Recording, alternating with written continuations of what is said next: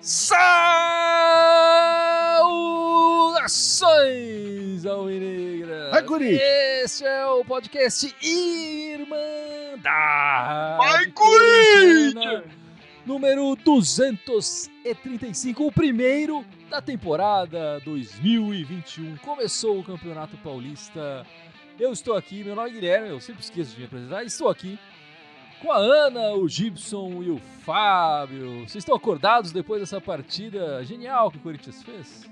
Pô, eu tô, deu pra dormir bastante durante a partida. Tá descansado, né? Tô relaxado.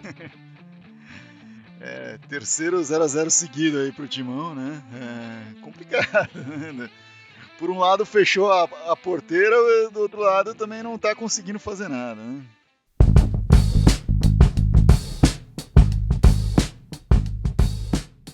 A gente vai falar um pouco também do final do Brasileiro, enfim, algumas coisas que a gente compilou aí, alguns dados que a Irmandade puxou aí no Campeonato Brasileiro. Mas a gente tá gravando esse podcast logo depois da partida, da estreia do Corinthians, né? Red Bull, Bragantino e Corinthians 0x0, a estreia do Campeonato Paulista, certo? Então vamos falar um pouco dessa partida, depois a gente faz um flashback ali pro Brasileirão. Como o Fábio falou, o Mancini conseguiu fechar a casinha, mas não conseguiu. Mas tá difícil sair da casinha agora, né? Terceiro 0x0 seguido e a segunda vez seguida que o Mancini escala 3 volantes, né, no nosso meio campo. Eu acho que o Mancini realmente resolveu dar um passo para trás. Para mim eu já tinha imaginado isso na partida anterior e nessa para mim ficou claro. Ele vou segurar a defesa aqui, deixar isso mais seguro de verdade para depois tentar. E a gente não tem, na verdade, quem armar o jogo, né? Essa aqui é a verdade, né, Ana? Tem alguém ali pra armar esse jogo no Corinthians? Não tem. Ele podia ter apostado no Casares ali, mas acho que até pra poupar um pouco também, ele resolveu entrar com 3 volantes. Eu não culpo ele, eu acho que a estratégia, ele entrou pra não perder e ele conseguiu. Acho que mais pra frente, talvez com outros times que são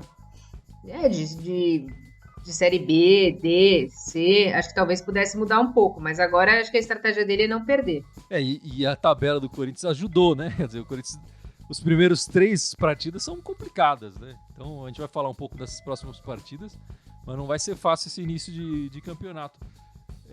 Mas o que você achou dessa primeira partida, Gibson? Vai ser um ano longo. Não tão longo quanto 2020, né? Esse vai acabar nesse ano. Não, vai ser mais longo ainda. Apesar de ter só 10 meses esse ano, mas não vai ter paralisação, talvez, né? Vamos ver, no meio do...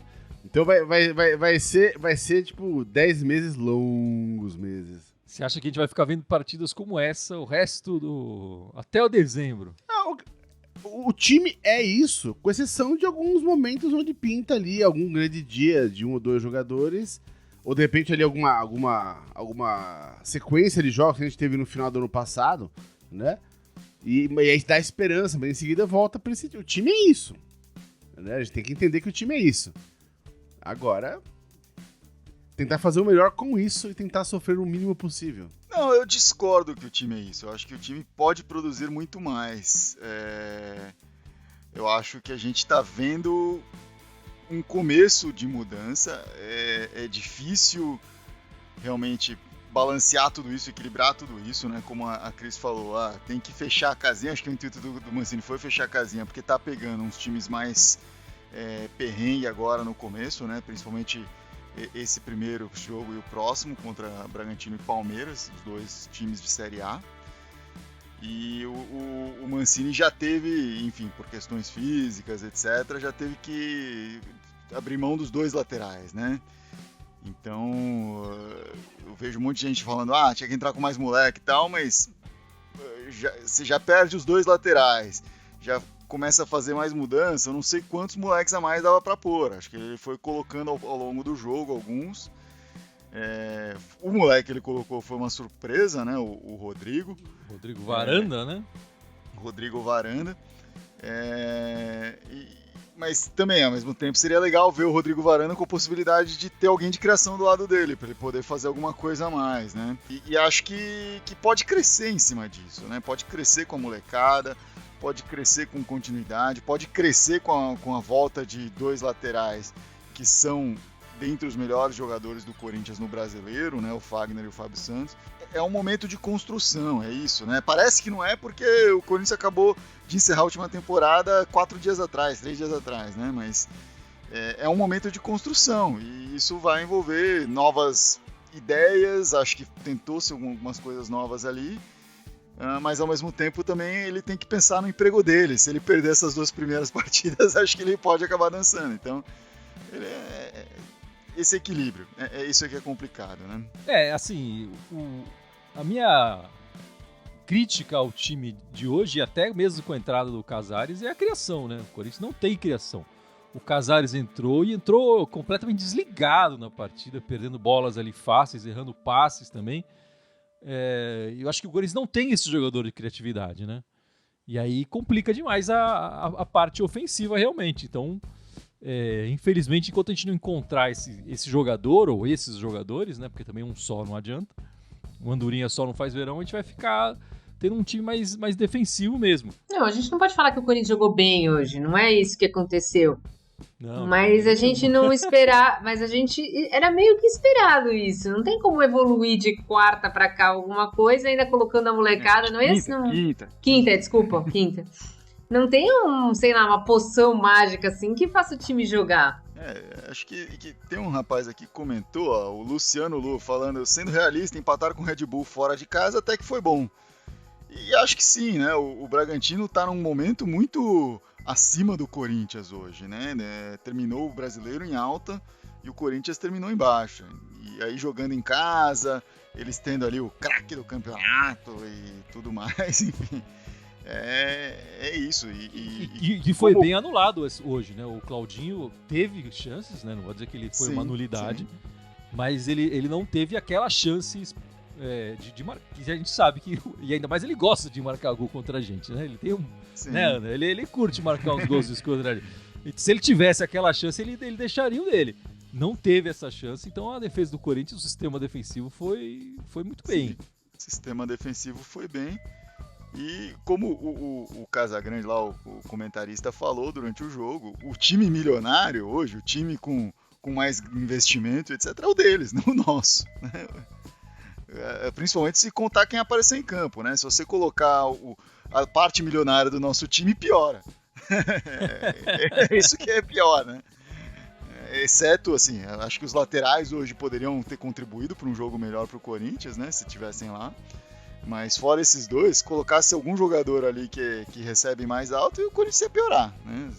Uma coisa que eu ia falar, tem muita gente comentando aqui, falando, esse ano vai ser o mesmo coisa do ano passado, lutar pra ficar em 10º, lutar pra não cair. Eu acho que esse ano vai ser lutar pra não cair, mas o ano vai ser pra ficar em 10º no Brasileiro mesmo, ficar em 9º ali, 8º, sei lá. Né? A menos que... então, com sorte, assim, se alguma dessa molecada vingar de repente, ou tiver uma contratação ou 2 daquelas que dão certo, e o time pode subir um pouquinho de patamar, mas com o elenco que tá agora, continua o mesmo time, continua a mesma atoada. Com os acertos que, enfim, o Andrés fez agora no final da gestão dele, de renegociar a dívida da Arena, enfim, e o naming rights do estádio, a teoria agora é que vai começar a entrar mais dinheiro pro Corinthians. Ainda entra menos esse ano, né? Porque, obviamente, o que vai começar a sobrar pro Corinthians mais é bilheteria. Como não tá tendo bilheteria, né? Então, assim que voltar a ter público nos estádios, esse dinheiro vai começar a entrar no bolso do Corinthians. E aí sim, com tudo balanceado, já equalizado nas dívidas, o Corinthians vai ter capacidade de investir um pouquinho mais no time. Não vai fazer grandes arroubos de contratação, mas vai poder investir um pouquinho mais. Aí a gente pode começar a esperar um time com mais qualidade. Mas por enquanto, ou os caras trabalham o Cifute e começam a trazer aquelas contratações mágicas, ou o time vai ser esse meio de tabela aí pro ano mesmo. Assim, a única observação que eu faço, eu acho que esse Campeonato Brasileiro tende a ser meio parecido com o anterior, justamente porque é uma temporada emendada uma na outra, né? A gente viu o Fluminense fazendo um campeonato muito mais interessante que o Corinthians. E eu acho que se o Corinthians tiver um certo equilíbrio, tiver uma continuidade de um trabalho e tudo mais, e conseguir se acertar um esquema, eu acho que é possível o Corinthians fazer um campeonato melhor do que esse campeonato de 10º lugar que a gente tá falando, que o Gibson falou ali. Agora, precisa dar um tempo, precisa se acertar. E aí esse é o momento do Campeonato Paulista, né? Testar esses jovens e começar a tirar esses caras que não estão sendo aproveitados, que estão com salários altos, ir atrás de talvez uma ou outra peça barata que possa ajudar. Eu acho que não vai chegar aquele cara que vai decidir de uma vez só. Mas eu acho que o Corinthians pode fazer um campeonato mais interessante se começar a se acertar. E ter uma sequência de melhores resultados. Aquela sequência de 7 jogos que a gente fez no Brasileiro nos deu uma esperança e nos deu um norte. Mas aí depois o time se perdeu, se desfaleceu assim rapidamente. Eu acho que o Mancini está segurando a defesa agora em busca dessa volta de uma confiança, enfim, de uma estabilidade, né?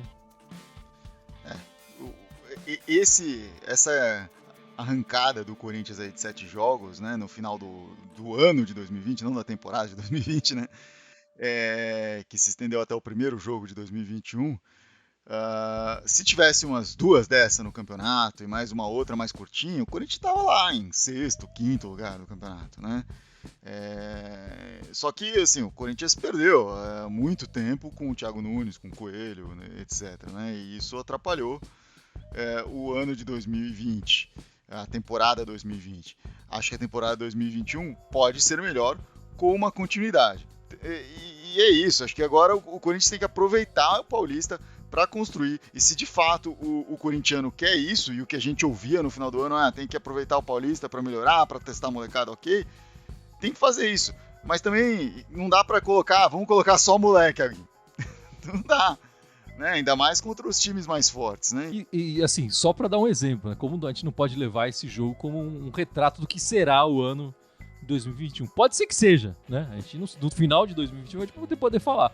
Mas no ano passado, 2020, a gente começou a temporada ganhando de 4-1 do Botafogo em casa, 3 gols do Bozelli. Ali parecia que a temporada... do artilheiro, né? Ali parecia que a temporada... Nossa, essa temporada vai ser uma maravilha. E também não foi nada disso, que a gente sabe muito bem, né? Não dá pra gente levar os erros do ano passado e falar, tá 5 jogos sem ganhar. Não é assim. Quebrou e agora começa de novo. Quero pegar um comentário aqui do Marcos Pinheiros. Ele tá fazendo um churrasco na casa dele ali com bastante carne de porco. Eu não sei exatamente por que ele tem essa preferência, mas enfim. E ele falou que o Cauê tem futuro. E eu queria que a gente falasse um pouco, vou começar com você, Ana, dos garotos, né? Hoje a gente viu o Cauê pela primeira vez no time profissional, a gente viu o Rodrigo Varanda jogando bastante tempo, né? Também no time profissional. O GP tendo mais uma chance ali. O que você achou da partida dos nossos garotos? Eu achei que todos fizeram partidas regulares, assim. O Rodrigo Varanda foi a surpresa da escalação inicial.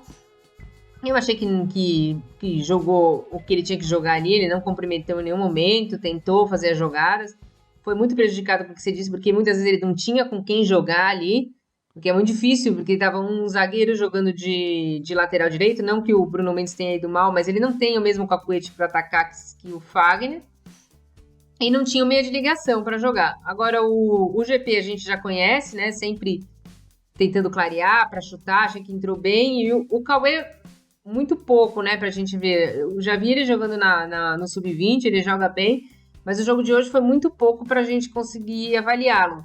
Estavam falando do Cano, eu acho que antes do Cano a gente devia testar o Cauê. Se o Cauê não der certo, porque pode acontecer também, aí sim vai buscar um centroavante. Eu acho muito cedo pra dizer se tem futuro ou não. Vai ter que ter mais oportunidade, jogar mais. Hoje com o Ana Fro foi regular, não foi nada que chamou a atenção. Teve um lance só ali foi o Gabriel, né, que limpou uma área pro meio da área, da entrada da área. E chutou mal depois. Ali tinha que ter passado aquela bola, bicho. Ali foi fominha, cara. Aí é foda, cara. Né, tinha jogador melhor posicionado que ele pra fazer aquele chute. Mas enfim, é tudo molecado. O Mancini vai ter que orientar. Falar, porra, bicho, tu tava com o cara ali aberto na tua frente pra passar a bola e você... Mesmo que ele acertasse o gol, né? Mas é uma questão de princípio, né? Pô, o cara tá melhor colocado que você. Seja parceiro, sabe? Passa a bola pro cara. Né? Às vezes o moleque entra muito na afobação de hoje eu se consagro, né? E isolou a bola quando podia ter feito um passe de bola ali e ter criado uma chance perigosa. Mas tudo isso é coisa de molecada, enfim. O Mancini vai ter que conversar com eles, bater o papo, treinar eles, enfim, esse tipo de coisa. Todos os três mostraram personalidade. Acho que o Gabriel Pereira entrou de forma mais tímida ao longo do Brasileiro e hoje já tá um pouco mais à vontade nesse time. Acho que também, assim, tira o peso, né? Sabendo que hoje é um começo de um campeonato paulista, tipo, não é um Corinthians fugindo de um rebaixamento no Brasileirão. Verdade, é um peso bem diferente, assim, pra camisa, pro jogo. E até por isso que tem que colocar esses moleques nessa hora, né? Imagino que contra o Palmeiras vai dar uma sumida essa molecada, eles não vão tentar colocar caras mais veteranos, de repente apostar em um para entrar, outros para entrar ao longo do jogo. Eu gostei bastante do Cauê, acho que ele apareceu um pouco, mas me agradou, eu acho que ele tem uma mobilidade ali, não é um centroavante tão paradão que nem o Jô tá hoje. Gostei dele e eu gostaria muito que o Mancini testasse o GP nessa posição de armador e não na posição pelas pontas e tal. Eu acho que ele tem um cacuete mais interessante de armador de jogadas, né? O GP seria testado nessa posição porque é uma posição que o Corinthians precisa de uma solução. Talvez seja o GP de alguma forma ali, mas enfim, tem que testar para saber, né? Até acho que se tem um moleque pra testar contra o Palmeiras, poderia ser o Cauê, pra colocar ali. Acho que é difícil você colocar na armação, mas ali pra fazer algo dentro da área, né? E o moleque tá acostumado, ele joga, ele tromba dentro da área, tá acostumado a jogar dentro da área, é diferente ali. Acho que daria pra testar isso, né? Já que não tem também ninguém ali, né? Acho se tivesse alguém minimamente razoável ali jogando, a gente poderia falar, não, preserva o moleque. Mas acho que daria pra fazer isso. E é difícil o cara se queimar ali, porque não dá pra fazer pior do que tá fazendo, né? 3 jogos seguidos sem fazer gol, né? Mas, Fábio, vamos voltar um pouco pro Campeonato Brasileiro, que a Irmandade tem umas estatísticas interessantes, né? E para quem nos acompanha há algum tempo já sabe que a gente dá nota para os jogadores no final da partida e publica essas notas nas nossas redes sociais. Dessas notas, dessa média de notas, né, que não somos só nós 4 que estamos participando aqui do podcast, mas tem outras pessoas participando também, que às vezes participam aqui ou não. Mas enfim, é um grupo grande de pessoas, dá notas, a gente faz a média. Dessa média sai o craque da partida, mas também tem outras coisas interessantes que a gente consegue perceber nessas notas, né, Fábio? Sim, com certeza. Vamos pegar aqui uma análise das notas no Brasileiro, né? Já que a gente está falando do Brasileiro, a média das notas dos jogadores do Corinthians foi de 4,21, né? Uma nota 4,21. Então a gente já vê que no geral o time não foi bem, né? Com o Thiago Nunes, né, no começo do campeonato, foram 7 partidas do Thiago Nunes e foram 8 partidas com o Thiago Nunes, desculpa, a média foi 3,88 com os jogadores jogando com o Thiago Nunes. Depois, nas 7 partidas que o Coelho assumiu, a média ficou em 3,12, ou seja, caiu de produção até em relação ao Thiago Nunes. Mas espera aí, o Thiago Nunes foi 3,88. O Coelho foi? 3,12. E a média foi 4,21. Né? Por muito pouco não foi o número favorito de muita gente aí, que é 4,20. Né? Mas ficou no 4,21. E com o Mancini, né, como você mesmo já pontuou aí, né, que tá esquisita essa média, o total foi 4,67. Então o Mancini aprimorou bastante aí, né, se pensar em relação ao Coelho aí, 1,5 a mais em relação ao Coelho para cada jogador. Isso é muito visível em alguns jogadores em particular, né? Se a gente pegar o Cássio, né, que é um dos grandes destaques do Corinthians, em momentos ruins, momentos bons, é um dos grandes destaques do Corinthians, jogou todas as partidas com o Thiago Nunes, jogou todas as partidas com o Coelho e jogou a maioria das partidas com o Mancini. Teve uma média de 4,88 jogando com o Thiago Nunes, 4,29 jogando com o Coelho, ou seja, também caiu, o próprio Cássio cai de produção aí, né? E aí quando chega o Mancini já está em 5,45, né? Então a gente vê que o Cássio passava de ano com o Mancini. Se a média fosse 5. Se a média fosse 5, passava de ano. E aí, obviamente, um que chama muito atenção é o Gabriel, né? O Gabriel jogou 6 partidas com o Thiago Nunes, né? 6 das 8 que ele foi técnico, né? Alguns entrando ao longo do jogo e tal. E a média dele foi 3,5 com o Thiago Nunes. Dos 7 jogos do Coelho, ele jogou 4 vezes, média 2, né? Então, produzindo muito mal.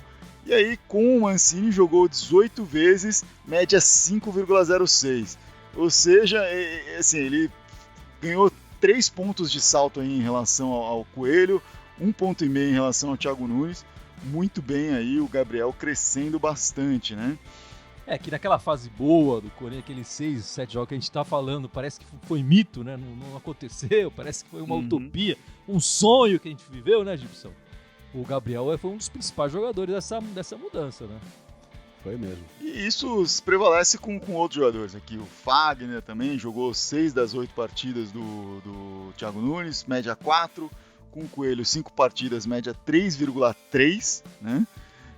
Acho que teve uma expulsão ali também, que faz cair a média dele, né? E com o Mancini, 21 partidas, 5,5 de média, né? Crescendo bastante aí.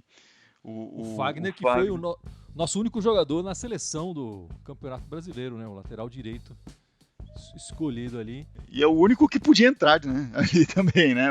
Mesmo que a gente goste do Cássio, acho que não dá pra falar que ele foi o melhor goleiro do brasileiro, né? E o Fagner é o único que realmente brigava ali por alguma posição nessa seleção, né? É difícil achar algum que tenha tido uma produção pior. O único que dá pra ver aqui é o Otero, que caiu muito de produção, é um que eu vejo aqui com mais detalhe. Nas 4 partidas que jogou com o Thiago Nunes, que foi quando ele chegou no Corinthians, ele teve uma média 4,38, jogou 5 partidas com o Coelho, já caiu para 3,80, e depois em 15 partidas com o Mancini, 3,93, ou seja, a melhor média dele foi no comecinho com o Thiago Nunes, e isso era algo que a gente notava, né, em campo, que quando ele chegou, ele teve um momento bom na chegada e foi caindo aí de produção. Só queria pegar a pergunta aqui a frase do Fernando Moraes: o Corinthians é muito grande para o Mancini. E eu queria perguntar para vocês, primeiro pro Gibson: o Mancini é o cara pro ano de 2021 do Corinthians? A gente começou sobre isso, acho que 2 semanas atrás. Não tem ninguém no mercado livre acessível, que o Corinthians possa pagar e que vai fazer um trabalho melhor que ele. Eu acho que ele tem que manter, sim. E com esse elenco aí, cara, vai botar quem pra treinar? Eu já falei, pode trazer o Guardiola. Com esse elenco aí ele vai fazer milagre, né? Então eu acho que o Mancini é o cara pra esse ano, sim. Eu acho o Mancini bem apropriado pro momento do Corinthians. Eu não vejo o Mancini sendo um técnico campeão de Libertadores, campeão de Mundial. Eu não vejo o Corinthians, neste momento, brigando por esses títulos. Neste momento. Mas nem tá na Libertadores, né? Nem tá na Libertadores. Então, para 2021, eu acho que é bom. O Corinthians conseguindo dar um salto, conseguindo conter um pouco as contas e tal, aí pode pensar maior em 2022. É muito triste falar isso, constatar isso, mas a gente tem que ser pé no chão com essas coisas. Eu acho que o Corinthians está pagando uma sequência de erros cometidos aí desde 2016. Para 2021, como foi a pergunta, o Mancini cai muito bem e acho que pode ser esse técnico ponte aí para um crescimento do Corinthians, né? Para trazer uma estabilidade, porque o Corinthians desestabilizou muito no primeiro semestre de 2020, no final de 2019 em certo ponto, no final de 2018 em certo ponto também. Não, vai manteria. Não tem outro no mercado que quer ganhar o que ele ganha. Ele salvou o time ano passado, ele tem experiência em trabalhar com a molecada, já trabalhou com a molecada em outros times, fez um bom trabalho em outros times. Eu manteria por agora. Assim, o feijão com arroz, me parece que o Mancini sabe fazer. E é o que a gente tá precisando nesse momento, né? Se ele conseguir fritar uma batatinha, fazer uma misturinha ali daqui uns meses e tal, aí começa a ficar até mais interessante esse time e mais saboroso uma partida do Corinthians, né? É que a gente é muito engraçado, né? Há pouco tempo atrás, não sei exatamente quando, a gente perdeu do Red Bull Bragantino, a gente falou, porque o Mancini foi de peito aberto, isso não se faz, não sei o quê. Aí hoje ele jogou fechadinho, porque ele jogou com medo do Bragantino. Né? É isso. É isso aí, Ana. Torcedor é isso aí mesmo. É muito engraçado. Eterno insatisfeito. Bom, meus amigos, O Campeonato Paulista vai começar quente, né? A gente já falou isso algumas vezes aqui, né, durante a transmissão, mas o próximo jogo é contra um time sem Mundial, na quarta-feira, 7h, na Neoquímica Arena. O que você espera dessa partida, Ana? Vitória. Temos que vingar os 4-0. Mas como você vê essa partida, Fábio? A gente você já disse que vocês acreditam que o Mancini vai colocar mais veteranos e menos molecada nessa próxima partida? Eu acho que o Mancini sim. Eu acho que o Palmeiras não. Eu acho que o Palmeiras vai entrar com um time B. E o que não quer dizer que é um time fraco, porque os caras têm elenco. Ao contrário do Corinthians, os caras têm elenco.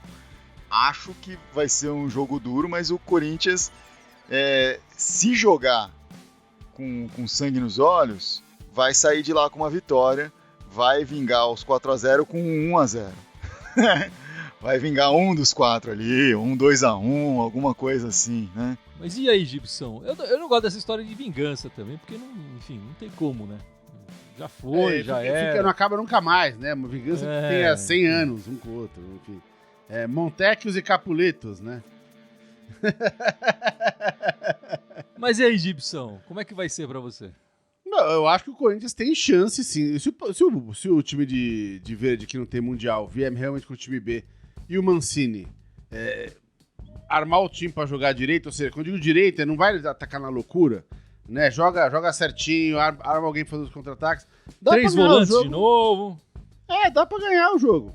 Né? Não tem mistério, eu acho. Enfim, mas depois desse jogo de quarta-feira, a gente vai enfrentar um adversário tradicional do Campeonato Paulista, que é a Ponte Preta, né? E domingo, 11h, de novo na Neoquímica Arena, né? 2 partidas em casa pro Corinthians. Mas, né, se olhar essas 3 primeiras partidas, são 3 partidas complicadas se o Corinthians começa esse Campeonato Paulista, né? Enfim, mas a Ponte me parece, desses 3 primeiros adversários, um adversário mais tranquilo, né, Ana? Acho que nessa partida contra a Ponte a gente pode esperar uma equipe mais avançada, uma equipe mais atacando mais, não? Eu espero que sim. Eu acho que faz parte da estratégia do Mancini não perder os 2 primeiros jogos, e talvez se o time de verde vir com um time reserva tentar ganhar o jogo do meio, mas acho que a partir do jogo contra a Ponte Preta tentar avançar mais no esquema ofensivo, ver se a gente consegue armar mais jogadas de perigo, chegar mais no gol do adversário.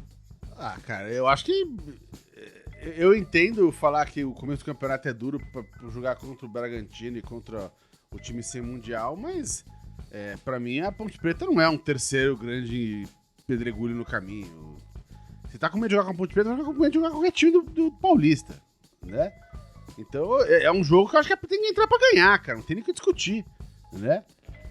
Eu entendo o Bragantino e o time sem Mundial. Agora a Ponte, pra mim, é Ponte, velho. Tem que entrar pra ganhar. Sempre entra pra ganhar contra a Ponte. Né?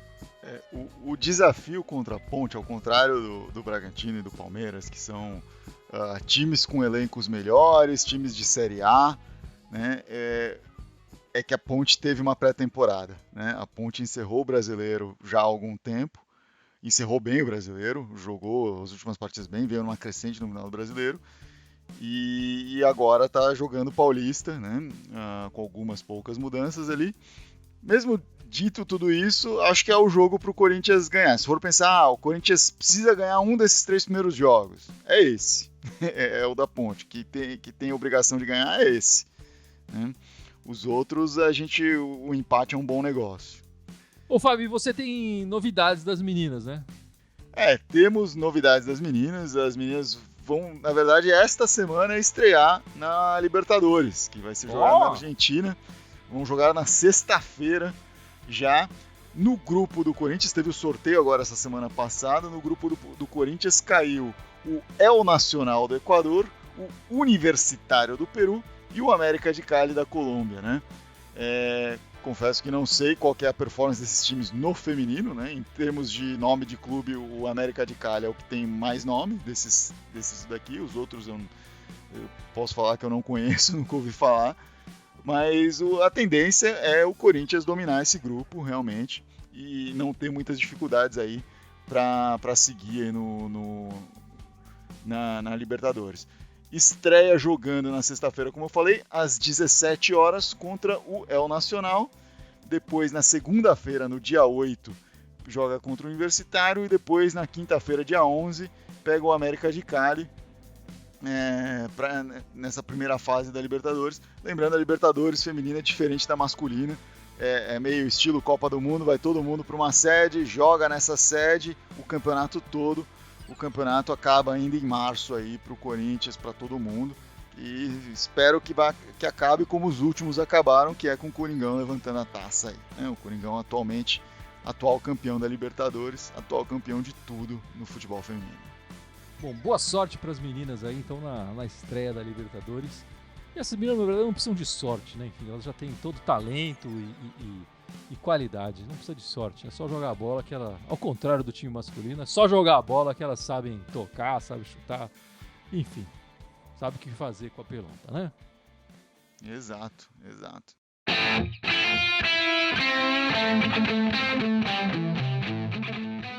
Bom, meus amigos, vamos encerrando este podcast 235. Mas não sem antes o grande Gibson lembrar as nossas redes sociais, certo, Gibson? Aê, vamos lá, aqui fora o Facebook e YouTube, estamos ao vivo, temos o Instagram, Twitter, SoundCloud, iTunes, Spotify, Deezer, Instagram, Telegram e TikTok. Todos eles Irmandade Corintiana, só no Twitter que é Irmandade Timão. Pedir pro pessoal se inscrever lá no nosso canal do YouTube, se inscrever também no nosso TikTok, tá bem legal. Ajuda a Irmandade aí em todas as redes sociais, certo? É isso aí. Irmandade. É de graça, é só seguir, pô. É só seguir. Não tem que abrir conta em banco nenhum. É isso aí, meus amigos. Muito obrigado pela participação de todos e vai Corinthians! Vai, Corinthians! Vai, Corinthians!